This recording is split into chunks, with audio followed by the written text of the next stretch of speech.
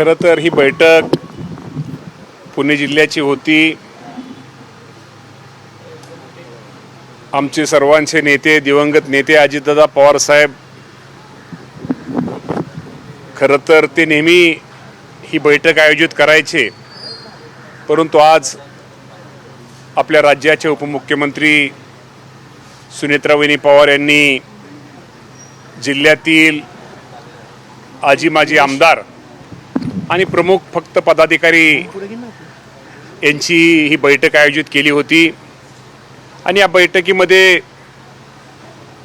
या जिल्ह्यातील पक्ष संघटना मजबूतीकरण आणि पक्षाच्या कार्यकर्त्यांना निश्चित प्रकारे त्याला न्याय कसा देता येईल आणि ही संघटना हा जिल्हा म्हणजे अजितदादा पवार साहेबांना मानणारा हा पुणे जिल्हा असल्यामुळं आज या बाबतीमध्ये पहिल्यांदा संघटनेबाबतीमध्ये प्रत्येक तालुकावाईज चर्चा झाली आणि त्यानंतर आपल्याला माहिती आहे की विधान परिषदेची निवडणूक ही आता लागलेली आहे आणि त्या बाबतीत या संदर्भामध्ये सुद्धा चर्चा झाली आणि आम्ही जे इच्छुक उमेदवार त्या सगळ्यांची चाचपणी वहिनींनी स्वतः केली आणि या बाबतीमध्ये आमच्या सगळ्या प्रमुखांनी आम्ही सर्वांनी एकमताने निर्णय घेतला की सुनेत्रा वहिनी जो उमेदवार देतील तो आम्ही मान्य करायचा।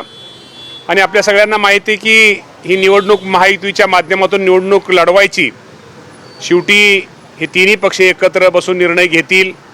आणि पुणे जिल्ह्याचा जर विचार केला तर पुणे जिल्ह्यामध्ये राष्ट्रवादी काँग्रेस पक्षांच्या मतदारांची संख्या ही जास्त असल्यामुळं तो पुणेचा हक्क हा राष्ट्रवादी पक्षाचा आहे हे आम्ही वहिनींना सांगितलं। आणि या बाबतीमध्ये राज्याचे मुख्यमंत्री देवेंद्र फडणवीस साहेब, एकनाथजी शिंदे साहेब आणि वहिनींची आणि आमच्या प्रमुख पक्षाच्या पदाधिकाऱ्यांची, आमचे पक्षाचे अध्यक्ष असतील, या सर्वांशी चर्चा होईल आणि या चर्चा होऊन पुणे जिल्ह्यामध्ये आम्ही महायुतीच्या माध्यमातून राष्ट्रवादी काँग्रेस पक्ष ही निवडणूक लढवेल। 344 पेक्षा अधिक जागा आहेत। 300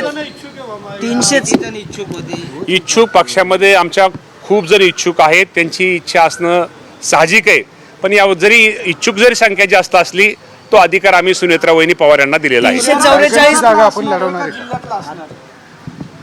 उमेदवार सुनेत्रा वहिनीला अधिकार दिल्यानंतर तो शहरातला आहे का जिल्ह्याच्या ग्रामीण भागातला आहे तो सुनेत्रा वहिनीने तो ठरवायचा आहे।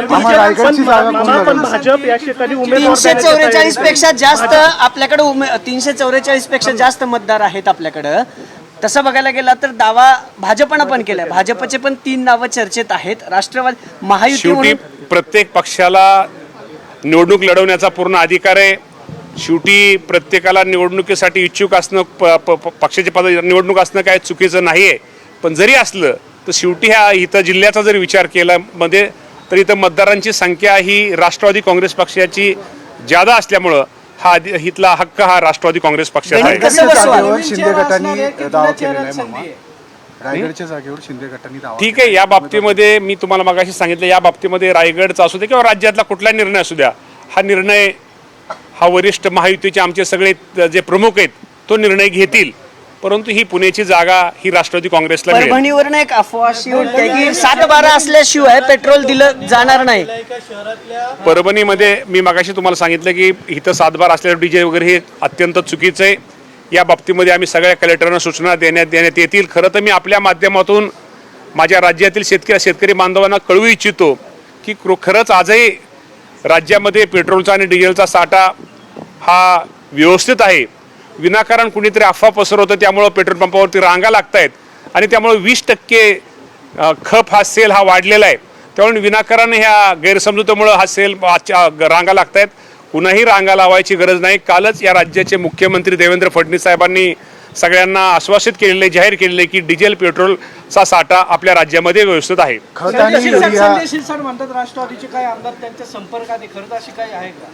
संजय शिरसाट खूप मोठे नेते, त्यामुळे ते काय म्हणते हे मी त्यांच्यावरती मी पण म्हणू शकतो ते कोण असंही म्हणणं चुकीचं आहे। मी असं म्हणणं चुकीचं आहे। असं कुठलाच आमदार कोणाच्या संपर्कामध्ये नाहीये आणि संपर्क शेवटी महायुती म्हणून आम्ही सगळे एकत्र आहोत।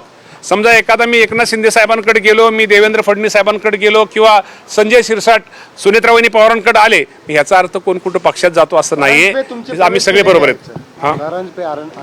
आनंद परांजपेचा तो विषय वेगळा आहे. ते पक्षाचा राजीनामा देऊन आमच्यातून बाहेर गेलेले. सुनील तटकरे काल म्हणले की आमच्यातला वाद जो आहे तो मिटलेला आहे, मात्र सुनेत्रा पवार असतील किंवा पक्षाची अजून त्याच्यावर भूमिका नाही आलेली. 100% वाद मिटलेला वाद नाहीयेच. खरं तर काही लोकांनी चुकीचं दाखवलेलं. आमच्यात वाद कुठलाही नाही, नव्हता, पुढं राहणार नाही. खत आणि युरियाचा कर्जमाफीच्या बाबतीमध्ये राज्याचे मुख्यमंत्री देवेंद्र फडणवीस साहेबांनी ज्याप्रमाणे जाहीर केलेले 30 जून पूर्वी या राज्यातील माझ्या सर्व शेतकऱ्यांची कर्जमाफी 2 लाख रुपयापर्यंत कर्जमाफी ही 30 जूनच्या अगोदर दिली जाईल. विधान परिषदेच्या किती जागा राष्ट्रवादीला पाहिजेत आणि नवीन चेहऱ्याला संधी असणार आहे का जुन्या चेहऱ्याला संधी देणार? नवीन जुन्या चेहऱ्याचा विषय नाही. आम्ही एकमुखी अधिकार तो सुनेत्रावहिनी पवार यांना दिलेला असल्यामुळं या बाबतीमध्ये सुनेत्रावहिनी योग्य तो निर्णय घेतील. पण किती जागा पाहिजे? जागा वगैरे किती म्हणण्याचा विषय नाही. हा विषय आजची मिटिंग फक्त ही पुणे जिल्ह्याची, ही मिटिंग काय राज्याची नव्हती. पण पुणे जिल्ह्याची जागा आमचा हक्क आहे. आमच्या मतदार आमच्याकडे ज्यादा आहेत, त्यामुळे ही जागा पुण्याची जागा राष्ट्रवादी काँग्रेसला निश्चित प्रकारे मिळेल. आंदोलन सुरू आहे. शहरात द्यायची का ग्रामीण भागामध्ये द्यायची, तो पूर्ण अधिकार सुनेत्रा वहिनींचा आहे. आंदोलन सुरू आहे. तिथं प्रसाद लाड त्यांच्या भेटीसाठी गेल्यानंतर राडा झालेला. तर पोलिसांनी काही कार्यकर्ते त्यांना मारहाण सुद्धा केली. मी विनाकारण ही अजून मला माहिती झाली नाही. माहिती घेतल्याशिवाय मी बोलणं बरोबर नाही. माहिती घेऊन निश्चित प्रकारे मी आपल्याशी बोलेन. युरिया आणि DOPचा तुटवडा आहे, टंचाई सुरू आहे. आता खरीपूर्व मशागतीसाठी अडचणी येत आहे. या संदर्भात काय नियोजन? या बाबतीमध्ये आम्ही नियोजन शेतकऱ्यांना ही अडचण येणार नाही यासाठी नियोजन केलेलं आहे. आम्ही आपले दुकानदार असतील किंवा ह्याच्यावरती असतील, आम्ही सगळेच आमचे तिथं आम्ही तपासणी ही मोठ्या प्रमाणात सुरू केलेली आहे. आणि या बाबतीमध्ये निश्चित प्रकारे जे आवंटन केंद्र सरकारने आपल्याला मंजूर केलेलं आहे, त्यातले ते जे आवंटन आपण ताबडतोब आपल्याला कसं मिळेल यासाठी केंद्र सरकारकडे या राज्याचे कृषी मंत्री शिवराज सिंग चौहान साहेब यांच्याकडे आमच्या सगळ्यांचा पाठपुरावा चालू आहे. त्यामुळं आपल्याला शेतकऱ्याला अडचण येणार नाही ही आम्ही काळजी घेतोय. ठीक आहे, थँक्यू.